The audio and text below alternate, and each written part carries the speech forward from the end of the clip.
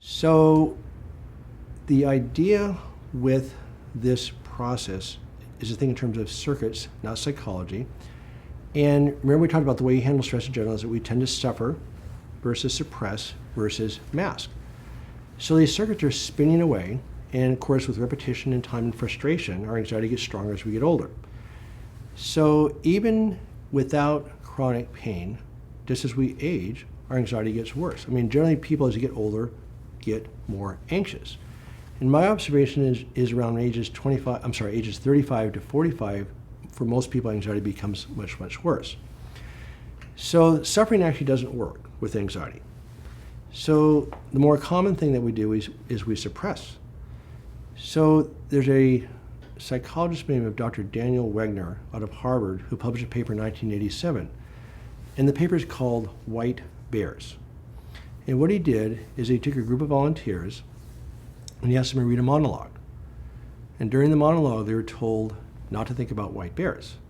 Every time they had a white bear thought, they hit a bell. So then the second 5 minutes, he told them to think about white bears and again hit a bell. The incidence of white bear thoughts went down a lot compared to the first half of the experiment. Then he did a second experiment where he took a different group of volunteers, and right from the beginning, he told them to think about white bears. The incidence of white bear thoughts was even less than the second half of the first experiment. So that even that initial suppression of thoughts has a dramatic increase in your instance of negative thoughts. So suffering doesn't work, suppressing really doesn't work, and actually masking works for a while. Whether you're a workaholic, some type of addiction, or whatever it is, it takes your mind off of those circuits. So it doesn't actually reinforce those circuits. And of course, a lot of addictions, et cetera, have a lot of damage to the rest of your life, and so they really don't work either. So if you look at positive thinking, which is, I think, a complete disaster, is that positive thinking is just another way of suppressing negative thinking. And so if something's bad, it's bad. Positive thinking is not going to help that. Okay?